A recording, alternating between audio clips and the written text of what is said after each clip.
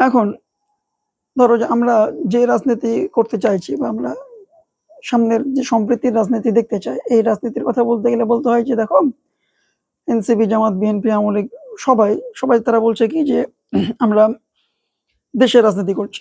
যদি দেশের রাজনীতি করতে হয় তবে তাদের মধ্যে এত দ্বন্দ্ব কেন? যেমন একটা শর্ট এক্সাম্পল দিই যে যখন একটি বাঁশে ব্যানার টাঙানো হচ্ছে তখন সেই বাঁশটা তো অনেক জায়গায় ফাঁকা, বা একটা ব্যানারের সামনে যদি জামাতের সামনে বিএনপির ব্যানার পড়ে বা বিএনপির সামনে যখন জামাতের ব্যানার পড়ছে তখন ব্যানার ছিঁড়াছিঁড়ি একটা অবস্থা, বা এটা নিয়ে একটা রাজনৈতিক দ্বন্দ্ব তৈরি হচ্ছে। এখন সবাই যদি দেশের রাজনীতি করে ভাই, তবে একটা বাঁশের মধ্যেই তো ২টা ৩টা পলিটিক্যাল পার্টির ব্যানার তারা টাঙতে পারে।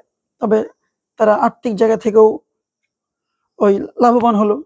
আর পলিটিক্যাল যে সম্প্রীতি সেটাও বজায় থাকলো। কিন্তু আমরা এই পলিটিক্সে কেউ আগ্রহী না বা কেউ অভ্যস্ত হতে চাইছি না।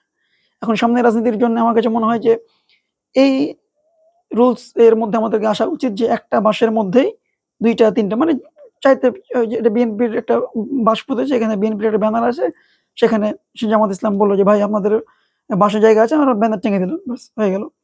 বা এনসিপির বাঁশের মধ্যে বিএনপি বলল ভাই আপনাদের বাঁশ ফাঁকা পেয়েছিলাম টেঙে দিলাম, এই ব্যানার কেউ খুলবে না। আমরা এমন সম্প্রীতি রাজনীতির দিকে এগোতে চাই বা আমরা এমন টাইপের রাজনীতি করবো আশা করছি। আর আশা করি যেটা সাধারণ মানুষজন খুব দ্রুত এবং খুব সুন্দরভাবে অ্যাকসেপ্ট করবে। এইভাবে এই রাজনীতি নিয়ে এগোতে পারলে সাধারণ মানুষের উপকার হবে বলে মনে করি।